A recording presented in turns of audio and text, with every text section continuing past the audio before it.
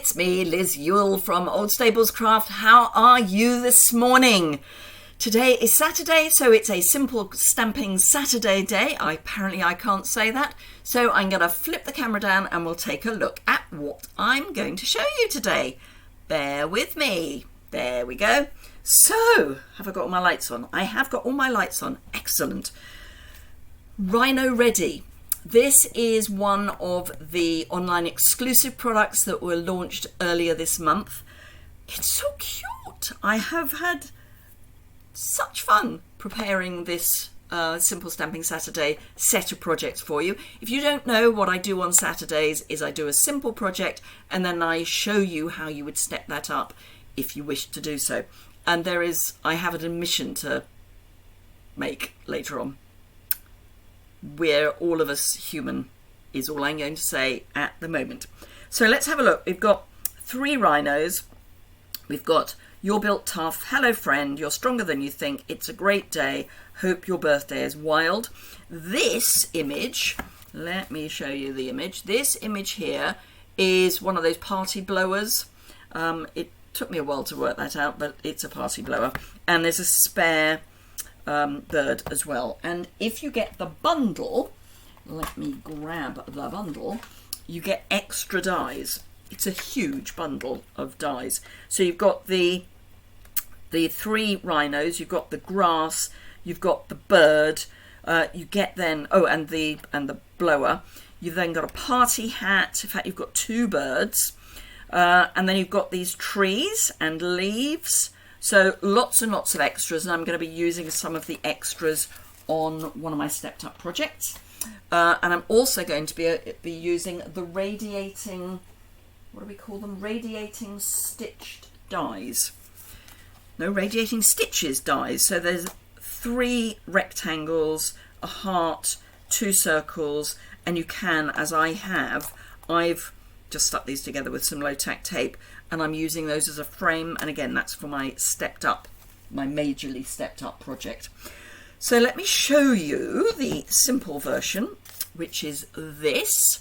So all I've done is stamp the image, stamp the birthday, and then colour with the first set of watercolour pencils, but I've not blended, I've just left them as watercolour pencils, and I put a little bird on the envelope. So we need one of our note cards and envelopes. We need some Memento ink and our stamps. So let's get going. I'll do the little birdie first, because then I can get my envelope out of the way. And I'm just doing that as a stamped image. I'm not colouring it.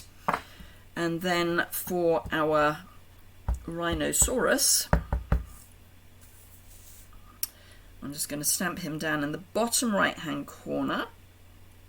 Now I have to say I've had some fun trying to work out where the ground is, because none of his feet seem to be flat on anything. So I think he's dancing. It's his birthday, so he's dancing. So there's the rhino, and then "Hope your birthday is wild" up at the top. And then clear those away, I can start colouring. I'm just using 5 of the watercolour pencils, but they are all from the first set. I mark my second set so I know if I'm crossing over from one set to the other. I've got basic grey for his body, and I'm just laying down the colour very gently.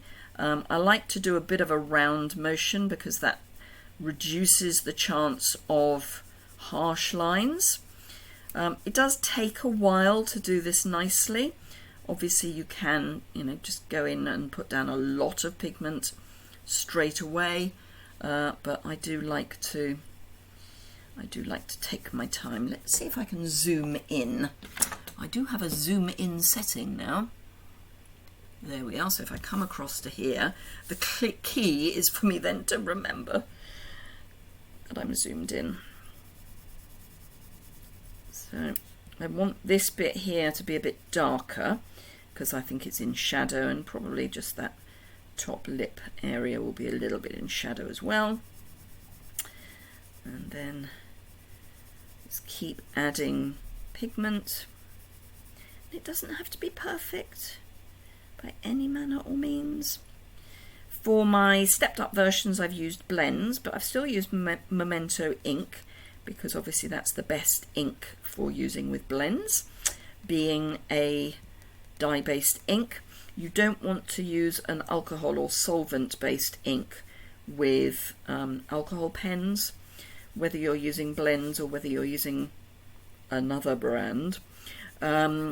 You want to keep your alcohol away from alcohol, and Memento is one of the best for using with alcohol markers.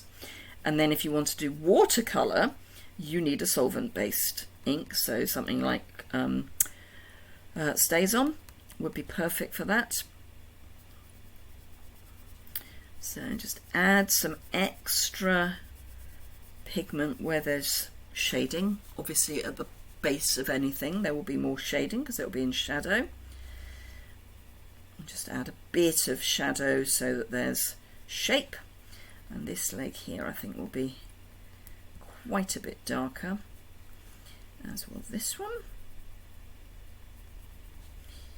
And a little bit of shadow there, a little bit more shadow here. The base of his horn I'm going to colour a little bit darker. Oh, and we mustn't forget his ears. And his tail.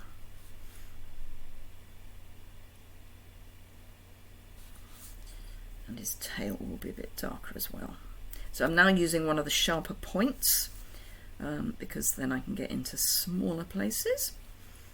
And I can go right the way over that tail just to make sure that everything is nicely coloured. And that I think will do for this. I could spend a lot more time on it, but it's only slightly more exciting than watching paint dry, I think. I've got early espresso for his horn, and again I'm going to try and add some shape. And you do that by leaving a highlight in the middle. So I'm going to add more on either side. And then just gently go over the top. So that's his horn. And then we're going to have fun with some colour, just a little bit. I've got Melon Mambo, Bermuda Bay, and Pumpkin Pie. So we're going to have a Melon Mambo tail. This is not a real bird. Bermuda Bay body. And I'm doing no shading at all on this. It's a very small image and it doesn't need shading. And then a tiny little bit of Pumpkin Pie. Fold that on that score line that we're given and crease.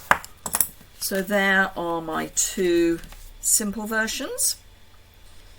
So let's have a look at how I would step them up. Let me come back out to that. So that's the simple version. We've then got my first stepped up version, and this uses the medium size rectangle with the radiating stitches. Some of the paper from Delicate Desert, which is in grey granite. So I've coloured my hippopotamus, not a hippopotamus, that's another stamp set, my rhinoceros in grey granite. I've used ivory for his horn and his toes. I've done Parakeet Party for the grass, and I did a mask, so I stamped the grass first, then I did a mask with our masking paper, stamped the rhino over the top so that, let me get that zoom again, so you should be able to just see that the rhino actually is coming out from behind the grass. And then I've got the bird again, and I've just given him some ground with some crumb cake, some grey granite ribbon, and some of the iridescent pastel gems, which I think are from the paper, from the same suite as the paper. So that is that card. And then my really stepped up version is this card, which is a Z fold, and I've cut 4 frames in grey granite and stuck those together so they're really solid, and I've used our multi-purpose liquid adhesive for that. coloured and die cut my Rhino, and on the reverse I've got a grey granite, so you haven't got a messy background. I've got the Hope Your Birthday is Wild and the bird there, and then one of the trees, and again I've cut 2 layers of the tree, 3 layers of the leaves, 3 layers of the branches, stuck those all together and sandwiched the branches between the 2 layers of the parakeet party. So I've carried that parakeet party across from the grass to the tree, but those are my 3 projects. And then I have the admission. So there I was thinking I should stamp the little bird on the inside of this card as well and put the sentiment. Oops, it's the wrong way up. I will do some surgery and I'll just cut the front off and put it onto another card base, but it happens to the best of us. And I honestly didn't realise until I thought, I'll put the sentiment and the bird on the inside. So there we are. Those are my 3 projects for today, including that admission of, we are only human. So using some of the online exclusive products, do go and have a look at those. There is a link from my website, and there's a link to my website below in the description bar. Let me pull my face back up properly. So if you follow the associated blog post link in my description bar, you will find there that there's a link to the online exclusives, and there'll be close-up photos and all that good stuff as well. And there'll be a list of products that I've used both in the description bar and over on my website. If you are in Europe or the UK, if you would like to shop with me, I would be thrilled to show you my customer service. And yeah, if you put a qualifying order in, details of that are over on that blog post, you will get a free gift from me, and it's a product gift from me, and it's the metal plate 3D embossing folder for March. So if you fancy that, do go and have a look. And there's also a customer incentive scheme, so the more you shop, you earn rewards that you can then literally cash in for product. If you've enjoyed the video, a thumbs up is always appreciated. If you don't already subscribe, you can do that in the bottom right hand corner of the video. If you've got any questions or comments, leave those below the description bar and I will get back to you as soon as I can. Have a fantastic rest of your weekend and I will see you very soon. Bye for now.